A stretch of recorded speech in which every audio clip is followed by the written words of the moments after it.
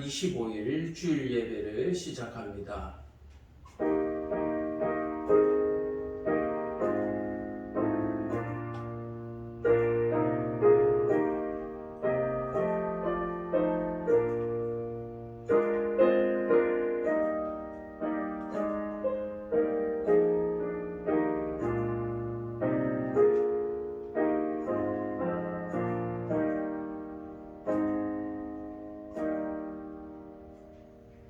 사랑과 은혜가 충만하신 아버지 하나님, 은혜를 참으로 감사합니다. 귀하고 복된 날 우리에게 허락하시고 또한 좋은 날씨를 허락하여 주셔서 하나님 전에 나와 주일을 성수할 수 있도록 은혜 베풀어 주심을 또한 감사합니다.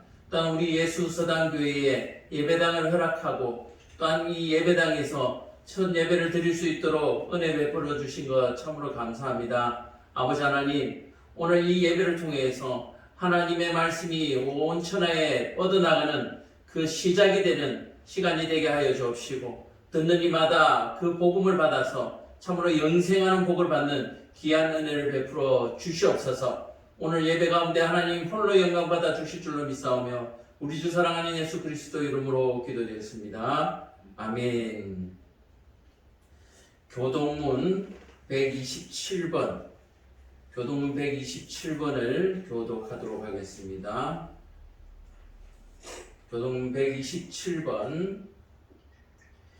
여호와를 자기 하나님으로 삼은 나라 곧 하나님의 기업으로 택한 백성은 복이 있도다. 여호와께서 하늘에서 굽어보다 모든 인생을 살피시며 곧 그가 거하시는 곳에서 세상의 모든 거민들을 굽어 살피시는도다. 그는 그들 모두의 마음을 지으시며 그들이 하는 일을 굽어 살피시느니로다. 많은 군대로 구원 얻은 왕이 없으며 용사가 힘이 세어도 스스로 구원하지 못하는도다. 우리 영혼이 여호와를 바라며 그는 우리의 도움과 방패시로다. 우리 마음이 그를 즐거워하며 우리가 그의 성호를 의지하였기 때문이로다. 여호와여, 우리가 주께 바라는 대로 주의 인자하심을 우리에게 베푸소서. 아멘. 사도신경으로 신앙을 고백합니다. 전능하사 천지를 만드신 하나님 아버지를 내가 믿사오며 그 외아들 우리 주 예수 그리스도를 믿사오니 이는 성령으로 잉태하사 동정녀 마리아에게 나시고 본디오 빌라도에게 고난을 받으사 십자가에 못 박혀 죽으시고 장사한 지 사흘 만에 죽은 자 가운데서 다시 살아나시며 하늘에 오르사 전능하신 하나님 우편에 앉아 계시다가 저리로서 산자와 죽은 자를 심판하러 오시리라. 성령을 믿사오며 거룩한 공회와 성도가 서로 교통하는 것과 죄를 사하여 주시는 것과 몸이 다시 사는 것과 영원히 사는 것을 믿사옵나이다. 아멘. 찬송가 569장 찬양합니다. 569장.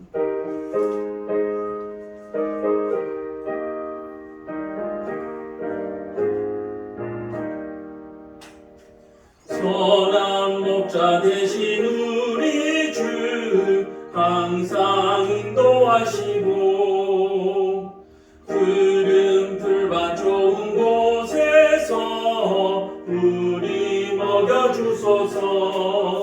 선한 목자 구세주여 항상 인도하소서. 선한 목자 구세주여 항상 인도하소서. 양의 문이 되신 예수여 우리 영접하시고 길을 잃은 양의 무리를 항상 인도하소서. 선한 목자 구세주여 기도 들어주소서. 선한 목자 구세주여 기도 들어주소서. 힘이 많고 약한 우리를 용납하여 주시고 주의 넓고 크신 은혜로 자유 얻게 하셨네. 선한 목자 구세주여 지금 나아갑니다. 선한 목자 구세주여 지금 나아갑니다. 일찍 주의 뜻을 따라서 살아가게 하시고 주의 크신 사랑 베푸사 따라가게 하소서. 선한 목자 구세주여 항상 인도하소서. 선한 목자 구세주여 항상 인도하소서.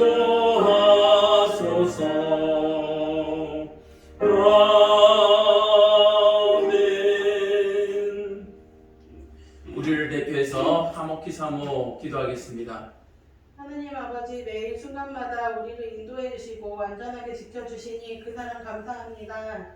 계속되는 코로나로 인해 많이 지치고 힘든 하루하루를 살아가고 있는 요즘인데 그럼에도 불구하고 함께 하시는 하나님만 바라보며 힘을 낼 수 있도록 새 힘 주시고 도와주세요.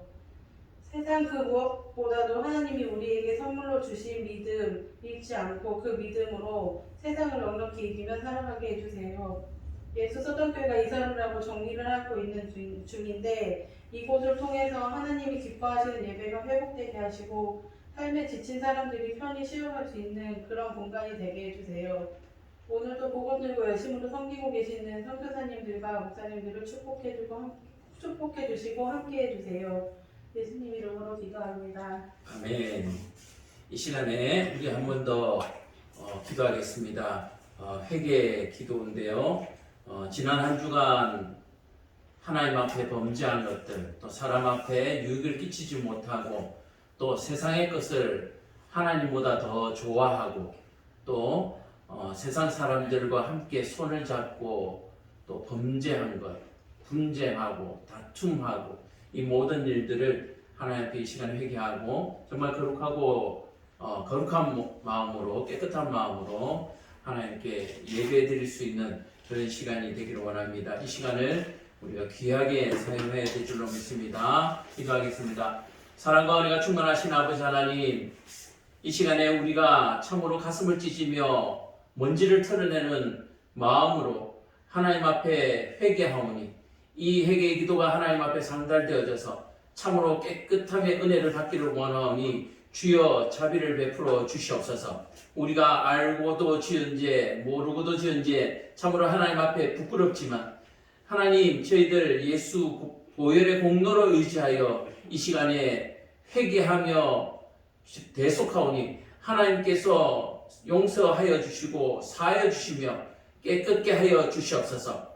스스로 지은 죄, 율법을 어긴 죄, 또 세상과 야합하며 타협하며 또한 세상의 것을 기뻐하며 즐거워한 모든 것들을 이 시간에 참으로 각자 개인의 기도를 하나님 앞에 올릴 때에 참으로 한 사람도 빠짐없이 하나님께서 거룩하게 깨끗게 하여 주시옵소서. 선포합니다.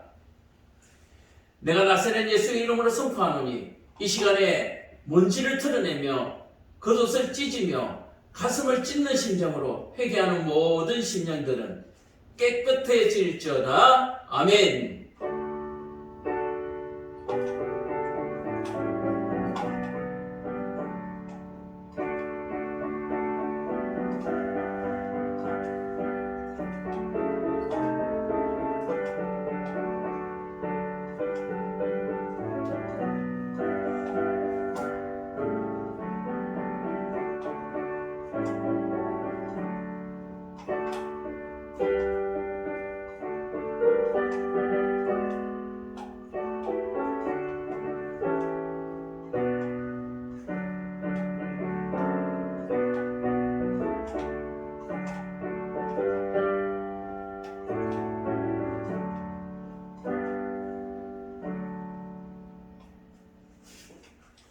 성경 말씀 보도록 하겠습니다. 사도행전 23장 12절에서 35절 말씀 가운데 31절에서 35절까지 읽고 한 절씩 우리가 말씀을 살펴보기를 원합니다.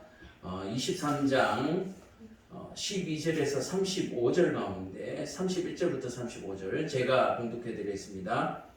보변이 명을 받은 대로 밤에 바울을 데리고 안디바드리에 이르러 이튿날 기병으로 바울을 호송하게 하고 영내로 돌아가니라.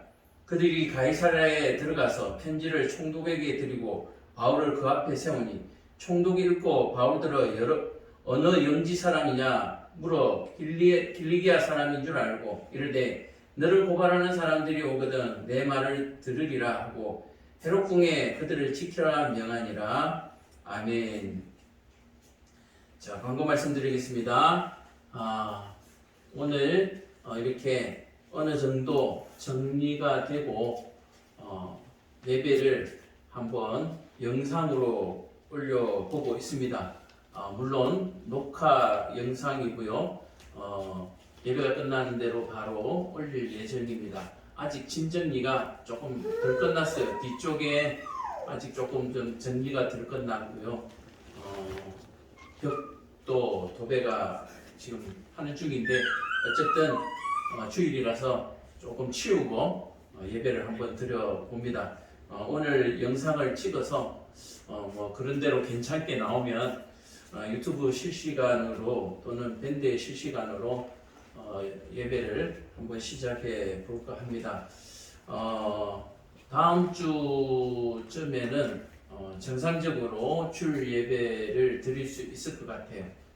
그래서 어느 정도 정리가 되면 이번 주에 노예 목사님을 모시고 간단하게 입당 예배를 신방 예배처럼 그냥 간단하게 제가 있던 인천의 승천교회 목사님과 사모님 이렇게 두 분만 모시고 또 저희 부부 이렇게 해서 신방 같은 입당 예배로 먼저 예배를 드리고 다음 주에 정식으로 한번 이제 유튜브 실시간 예배로 한번 올려보겠습니다. 그래서 더 준비해야 될 것도 많고 해서 기도해 주시고요.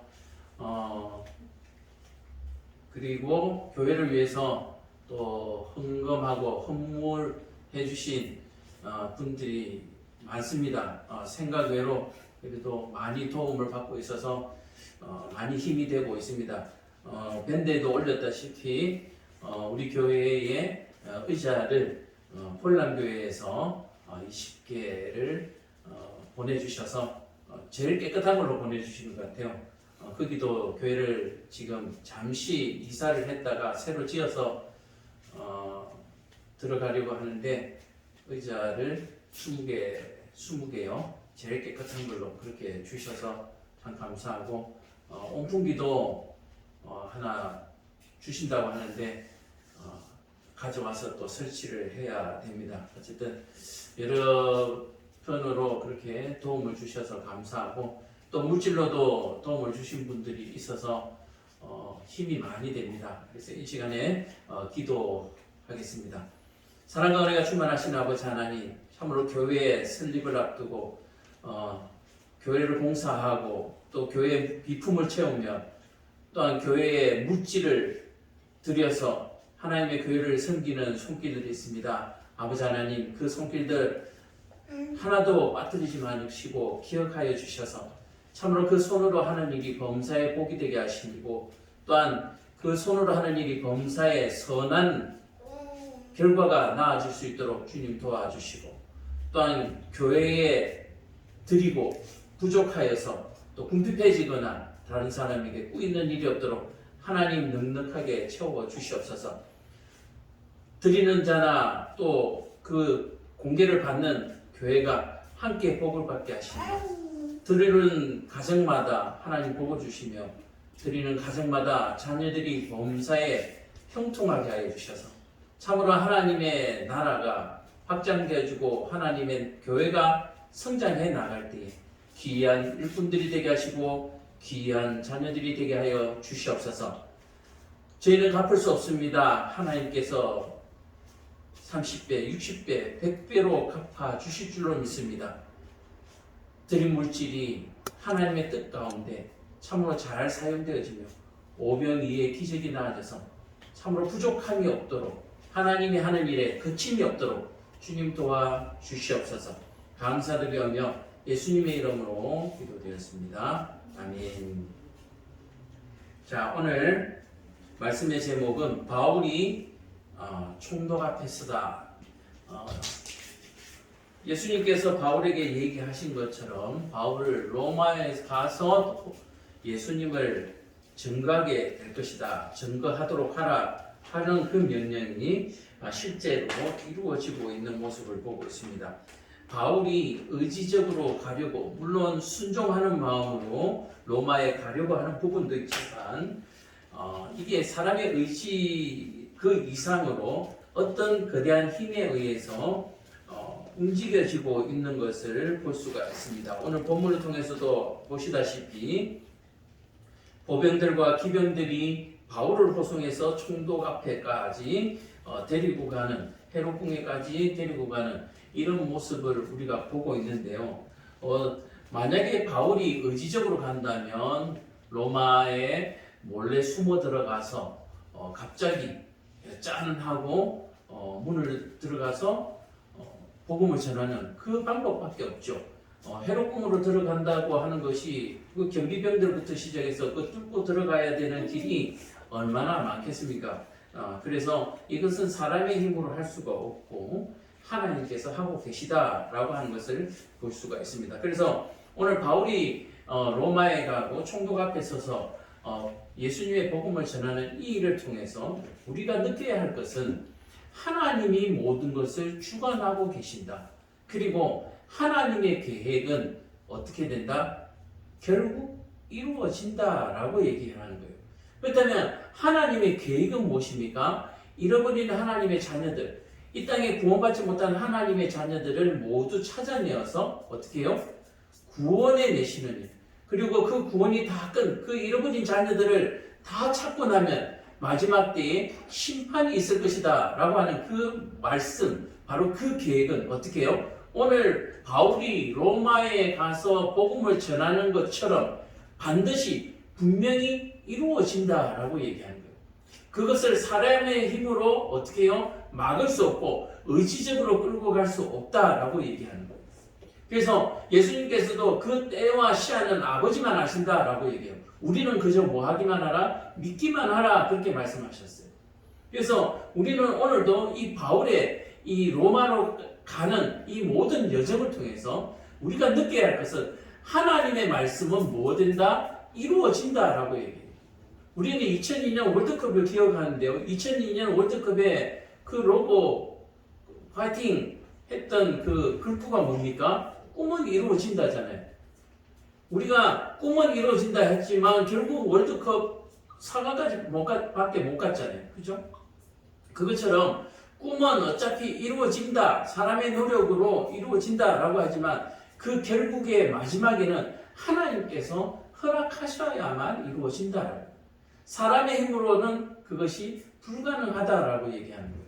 그래서 우리가 예수 믿는 사람들이 어떤 일을 하고 나면은 주님께서 하셨다, 주님 감사합니다 라고 하는 것이 그냥 신앙 있는 것처럼 폼을 잡기 위해서 주님께서 다 하셨다라고 하는 것이 아니라 실제로 주님께서 다 하셨다라고 얘기합니다.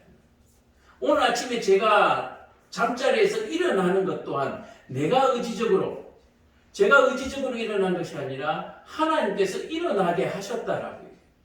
하나님께서 일어나게 하셨을 뿐 아니라 오늘 예배를 준비하고 이 자리에 제가 이렇게 서서 예수를 전할 수 있도록 하나님께서 허락하시고 하나님께서 제 입술을 주장하고 계신다라고 얘기를 하는 거예요.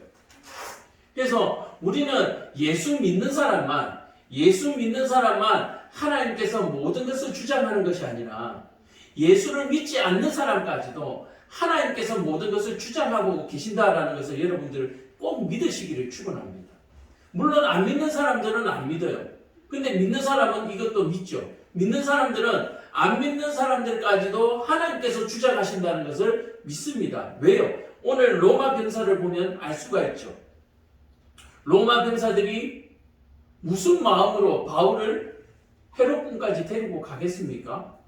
하나님께서 하게 하시니까 로마 병사들이 바울을 호송해서 로마로 데려가는 거예요. 그래서 이 모든 것들을 하나님께서 하신다라는 거예요. 자, 그렇다고 해서 하나님께서 모든 것을 하시기 때문에 우리는 아무것도 할 필요가 없는가? 라고 얘기를 하는데 그렇지는 않아요. 하나님께서 우리에게 뭐하게 하셨어요? 선택하게 하셨습니다.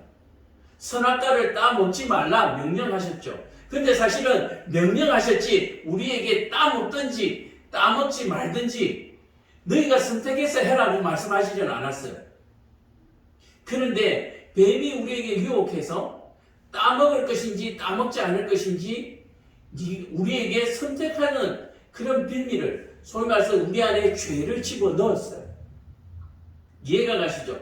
하나님은 우리에게 따먹지 말라, 그러면 죽으리라 그렇게 명령하셨습니다. 먹든지 먹지 않든지 네가 알아서 해라, 우리에게 선택권을 주지 않았어요. 우리에게 단지 선택할 수 있는 권한은 무엇이냐면은 하나님의 말씀에 순종하는 권한만 주셨습니다. 하나님의 말씀에 순종하면 복을 받는 그 은혜만 우리에게 허락하여 주셨다는 얘기예요. 자, 그렇다면 하나님의 말씀을 거역했을 때, 그 명령에 불복종했을 때에 어떤 일이 발생합니까? 심판이 일어난다라고 얘기합니다. 어떤 심판이었습니까? 아담은 에덴 동산에서 쫓겨났습니다. 에덴에서 쫓겨났을 뿐만 아니라 땅이 그로 말미암아 저주를 받아서 가시와 엉겅퀴를 내고 이마에 땀이 흐르지 않고는 먹을 수 없게 만들고 출산의 고통이 더해졌다라고 하는 것. 그리고 우리의 생명이 영원한 생명이 아니라 120년이라는 짧은 시간으로 한정되어졌다. 그러나 그 120년조차도 우리가 다 누리지 못하고 사는 것이 현재의 시절입니다. 왜 그렇습니까? 온갖 오염물질, 온갖 잘못된 습관들, 이 모든 것들이 하나님께서 그나마 허락하신 120년까지도 다 누리지 못하고 살게 그렇게 만들어 버렸습니다. 그래서 하나님께서 아들 독생자 예수 그리스도를 우리에게 보내셔서 우리를 구원하셔서 다시 옛 에덴의 동산처럼 우리를 영원한 존재로 만드시겠다. 그리고 우리를 예수와 같이 그의 자녀된 신분으로 상승시켜서 영원한 하나님의 나라에 함께 살기를 원하시는 것입니다. 오늘 바울을 통해서 하나님께서는 그것을 우리에게 먼저 보여주고 계신다라고 얘기하는 거예요. 바울의 짧은 인생을 통해서 하나님이 그를 어떻게 사용하시는가, 그리고 하나님께서 바울을 어떻게 움직여 가시는가, 그것을 우리는 눈으로 보고 그것을 우리는 믿어야 될 줄을 믿습니다. 자, 그렇다면 오늘 말씀을 통해서 우리가 한번 살펴보기를 원합니다. 12절부터 한번 살펴보면, 날 있음에 유대인들이 당을 지어 맹세하되 바울을 죽이기 전에는 먹지도 아니하고 마시지도 못하게 하겠다 하고. 자, 보세요. 유대인들이요, 바울을 죽이려고 소요를 일으키니까 로마 천부장이 바울을 영내로 피신시켰어요. 이 영내로 피신시키고 나니까 이 유대인들이 바울을 죽일 수 있는 어떤 환경이 없어져 버린 거예요. 바울이 자기들 눈앞에, 유대인들 눈앞에 있어야 바울을 죽일 수가 있는데 바울이 영내로 천부장에 의해서 피신되어져 버렸다라고 해요. 또 천부장, 백부장에 의해서 보호받고 있기 때문에 유대인들이 바울을 죽일 수가 없는 거예요. 자, 그래서 이들이 계략을 세웠는데 어떤 계략을 세웁니까? 지난번에도 얘기했지만 유대인들은 바리새파하고 사두개파가 있는데 이들은 서로 뭉칠 수가 없어요. 서로 믿는 것이 다르기 때문에. 바리새인들은 부활도 있고 천사도 있다고 믿지만 사두개파는 부활도 없고 천사도 없다고 해요. 같은 유대인이지만 함께 뭉칠 수가 없어요. 믿음이 서로 믿는 바가 다르기 때문에, 서로 알고 있는 지식이 다르기 때문에 뭉칠 수가 없어요. 근데 이들이 왜 뭉쳤습니까? 오로지 바울을 죽이기 위해서 뭉쳤습니다. 바울을 죽이기 위해서 어떻게 뭉칩니까? 바울을 다시 한 번 더 공회로 불러내자. 그래서 불러내어서 그 천부장과 백부장이 지키는 손에서 그를 일단 빼내자. 그리고 그가 나오는 중에 우리가 죽이겠다. 얼마나 웃긴 얘기입니다. 바리새파와 사두개파가 서로 손을 잡고 바울을 죽이기 위해서 로마 병사들의 손에서 바울을 떼내려고 합니다. 그래서 공회로 다시 초청하려고 합니다. 뭐냐면은 바울에게 더 이상 물어볼 것이 없고 더 이상 물어보고 싶은 생각도 없습니다. 그저 죽이기 위해서, 로마 병사들에게서 바울을 떼내기 위해서 공회로 다시 부르자고 계획을 합니다. 그리고 그 공회로 오는 중에 길목에서 지켰다가 40명이 모여 바울을 죽이겠다고 결사대가 만들어졌다라고 얘기해요. 왜냐하면 공회상에서 만약에 바울을 죽이게 되면 로마하고 대적이 되게 되죠. 로마의 법에 불법이 되어버리는 거죠. 그러니까 공회에 초청해서 공회 안에서 죽이면은 로마의 법정에 서야 하고 또 자기들이 죄를 물어야 되기 때문에 공회로 오는 길목을 지켰다가 또 바울을 죽이겠다 이렇게 얘기합니다. 자, 이 일을 누가 먼저 알았습니까? 생질이라고 16절에 보면은 바울의 생질이 이것을 알고 바울에게 미리 알려주는 거죠. 그래서 바울이 그 얘기를 백부장에게 전달하고 백부장 들어 이 생질을 천부장에게 데리고 가서 지금 한 얘기를 꼭 들려줘라. 그래서 이 생질이 천부장에게 가서 선부장에게 가서 어떤 얘기를 합니까? 지금 유대인들이 바울을 공회로 오는 길목에 지켰다가 죽이려고 한다. 그러니까 내일 바울을 만약에 공회로 초청을 하면은 절대로 거기에 응하지 마라. 그렇게 얘기하죠. 우리가 흔히 생질이라고 하면 이게 우리 옛날 촌수라고 하죠. 촌수에 대한 생질. 여자 형제의 아들을 생질이라고 하죠. 여자 형제의 아들. 그리고 보통 조카라고 얘기해요. 조카, 생질. 그래서 이 조카 생질이 바울을 죽이려 하고 하는 이 음모를 바울에게 알려주고 바울은 백부장이 천부장에게 그렇게 해서 천부장이 그 얘기를 듣고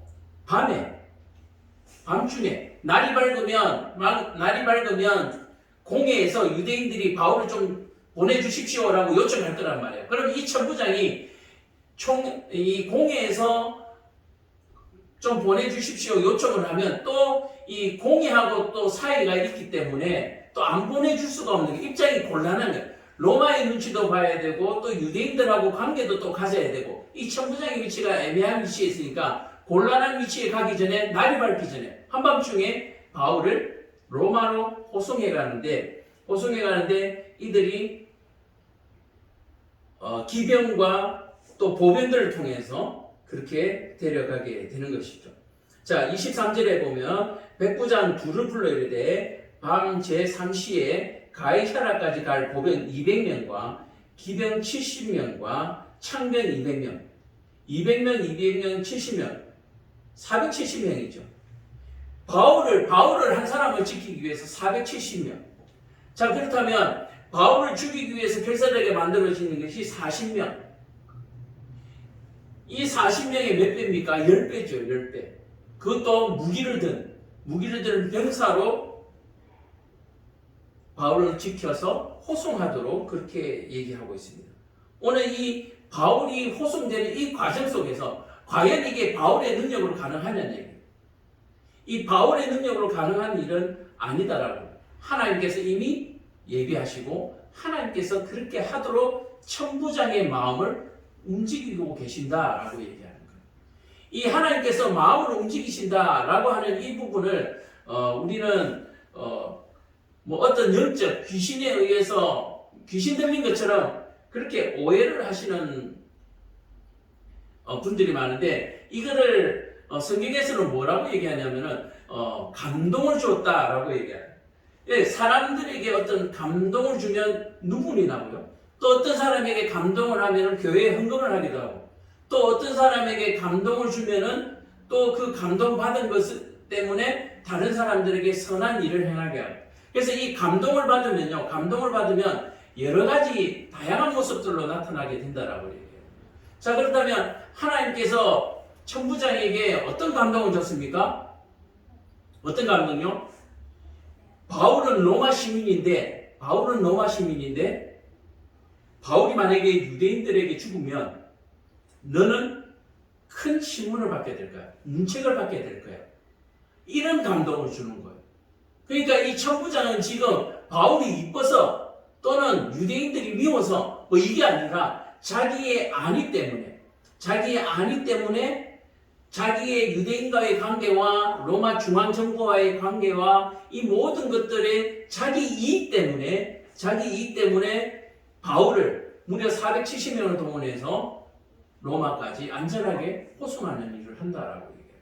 자, 하나님이 감동을 주셨지만 결국은 뭐냐면은 우리가 천부장은 자기 개인의 오로지 자기만 생각하고 있다는 것을 알고 있죠.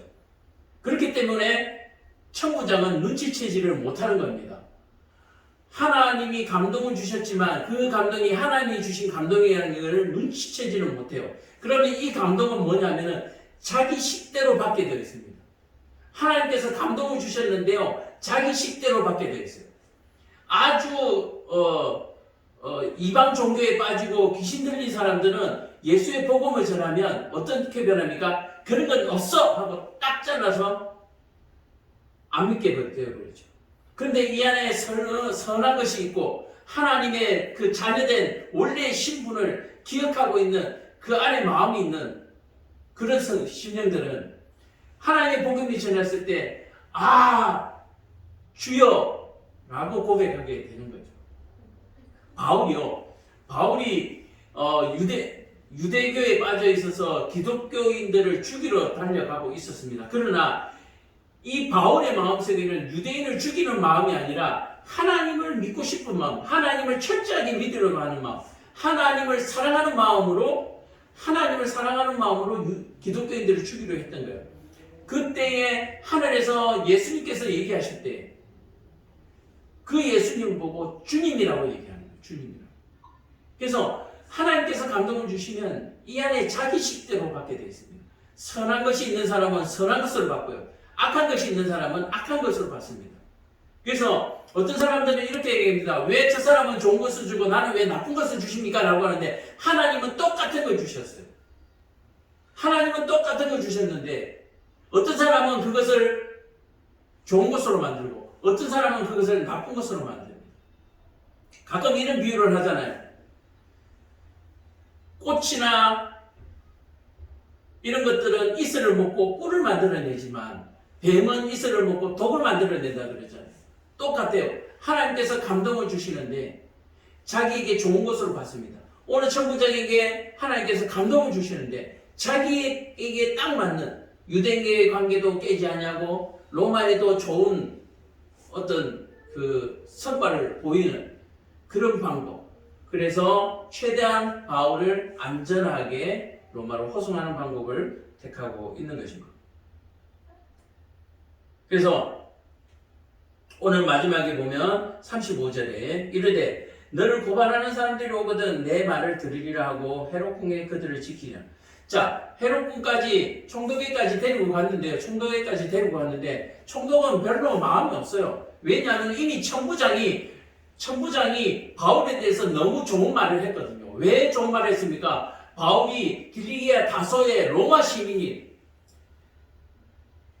총독이여 내가 로마 시민을 유대인들 손에서 이렇게 안전하게 지켜서 보냈습니다. 그는 죄가 없는 사람입니다 하고 너무 좋은 말로 이미 천부장이 말을 해놨기 때문에 총독이 이미 관심이 없어요. 로마 시민이고 천부장이 죄가 없다고 하는데 무슨 관심이 있겠어요. 그래서 다음날 그를 고발하는 유대인들을 부르겠다는 얘기예요. 고발하는 유대인들을 불러서 내가 들어볼 테니까 일단 감옥에 가둬놔. 헤롯궁에 지켜라. 그렇게 얘기합니다. 자, 오늘 말씀을 한번 정해보겠습니다. 바울이 총독 앞에 서다.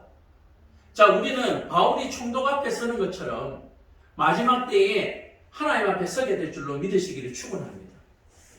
이제 조금 더 24장으로 넘어가 보면 아시겠지만 바울이 총독 앞에 선 것이 아니라 바울 앞에 모든 로마 시민과 유대인들이 서게 되는 바로 이게 반전의 재판 모습을 우리가 보게 된다라는 거예요. 바울이 로마 법정에 선 것 같지만 전체적으로 하나님의 모든 섭리 속에서 볼 때 하나님의 재판석에서 바울이 재판장이 되고요. 로마 시민들과 로마 총독과 그리고 유대인 모두가 원고청에 서서 그렇게 재판이 이루어지는 것을 볼 수가 있습니다. 자, 오늘 말씀을 전개해보고 오늘 이것을 우리가 한번 우리 삶 속에서 적용해보기를 원합니다. 설교 가운데도 제가 말씀드렸지만 하나님이 모든 것을 주장하십니다. 하나님의 계획은 반드시 이루어집니다. 자, 그렇다면 나를 향한, 우리를 향한 하나님의 계획은 반드시 이루어진다라고 얘기하는 거예요. 이 반드시 이루어지기 위해서 하나님께서 우리에게 감동을 주시는 줄로 믿으시기를 축원합니다. 이 감동이 무엇이냐면은 예수 그리스도 복음이다라고 얘기를 하는 거예요. 바울이 총독 앞에 선다라고 하는 이 내용을 가지고 우리가 생각해야 될 부분은 바울이 총독 앞에 반드시 서는 것처럼 우리도 하나님 앞에 반드시 선다라고 얘기하는 거예요.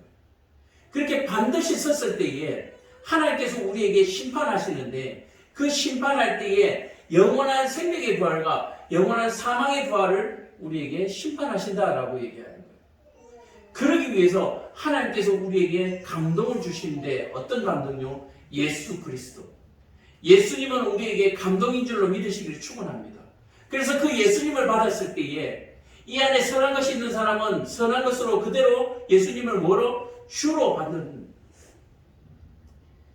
이 안에 선한 것이 없고 악한 것이 있고 또는 세상 것이 더 좋은 사람들은 주 예수 그리스도의 복음을 전할 때 뭐로 받습니까? 받지 않는 거죠. 그런 거는 없어. 천국은 없어. 근데요, 하나님을 안 믿는 사람들도 천국은 있다라고 얘기해요. 천당이 있다라고 얘기해요. 이 천국과 천당, 우리 성경에서는 하나님의 나라라고 하는데 이것이 똑같은 것이라고 생각하는데요, 사실은 좀 달라요. 왜냐하면 이 단어를 쓰는 사람들의 생각이 다르기 때문에 그렇습니다. 성경에서는 하나님의 나라를 굉장히 권장하고 있습니다. 그런데 그 하나님의 나라, 하나님은 하늘에 계시다는 어떤 그 기본적인 생각 때문에 천국, 천당이라는 말이 생기는 거죠. 자, 그러나 그 천국과 천당 또한 하나님의 나라에 속해 있기 때문에 전체 범위 안에 들어간다면 하나님의 나라가 더 올바른 표현이죠. 그렇다면 하나님의 나라에는 어떤 사람들이 들어갑니까? 하나님의 백성들만 하나님의 나라에 들어갑니다. 요즘은 세상에는 보면은 뭐 미국 여권을 가지고 대한민국에도 오고요, 미국 여권을 가지고 중국에도 가고요, 세계 뭐 다른 나라에 막 가니까 하나님의 나라에 뭐 세상 여권을 가지고 가면 되지 않겠는가 라고 얘기하는데 그거는 세상 사람들이 하는 말이고요. 하나님의 나라에는 오로지 하나님의 나라만 들어갈 수가 있습니다. 왜 그렇습니까? 맑은 물에다가요, 흙탕물을 붓는 사람은 없잖아요. 맑은 물에는 맑은 물만 담죠. 깨끗한 병에는 깨끗한 물을 담습니다. 그것처럼 하나님의 나라에는 하나님의 백성만 들어가요. 그래서 우리가 흔히 말하는 천국이다, 천당이다 하는 그 모든 것들이 포함되어 있는 바로 그 하나님의 나라는 하나님의 백성만 들어가는데 하나님의 백성은 뭘로 우리가 알아낼 수 있는가? 예수님을 믿는, 그리고 예수님이 가르친 대로 이 땅을 살아가는 그 사람들이 하나님의 나라에 들어갑니다. 그러면 하나님의 나라에는 어떤 모양으로 들어갑니까? 우리 모습 바로 이대로 들어가는데 이 들어가는 이 모습 그대로가 바로 하나님 나라의 우리의 모습이다라고 얘기하는 거예요.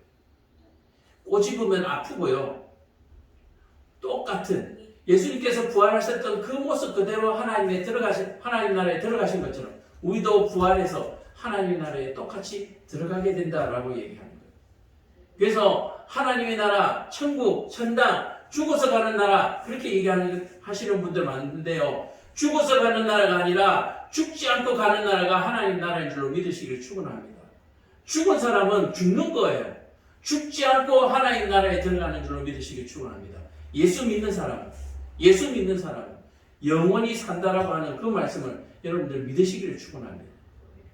오늘 바울이 총독 앞에 선다는 이 내용이 어떻게 천국과 연결되어지는가? 바로 이 사실을 여러분들이 기억해야만 바울이 총독 앞에 서는 이유와 그 총독 앞에 서서 일어나는 모든 일들이 이해된다라고 얘기하는 거예요.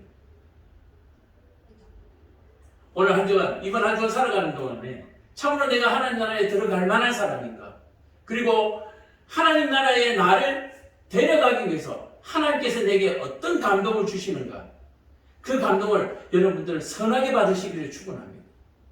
자기 식대로 받으면 안 돼요. 세상에 더러운 것들로 받으면 안 돼요.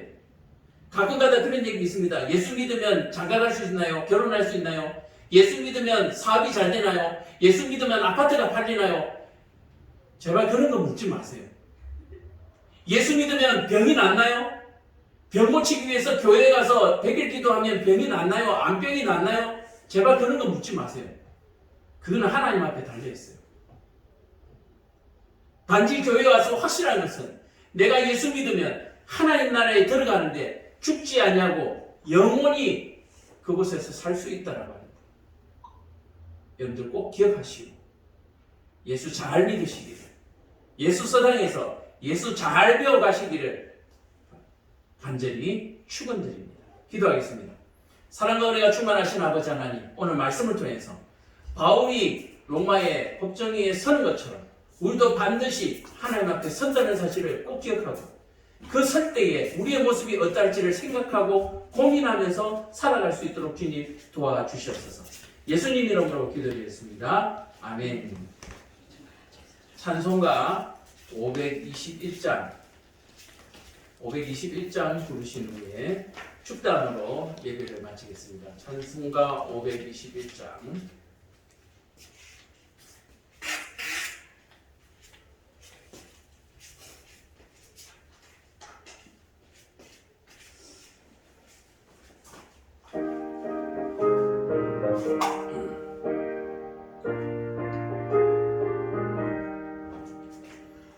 구원으로 인도하니 기분은 참 좋으며 생명으로 인도하니 그 길은 참 험하니 우리 몸에 지워있는 그 더러운 죄짐을 하나 없이 벗어놓고 힘써서 들어갑시다. 구원으로 인도하니 그 좁은 문 들어가 영생으로 인도하니 그 생명길 갑시다.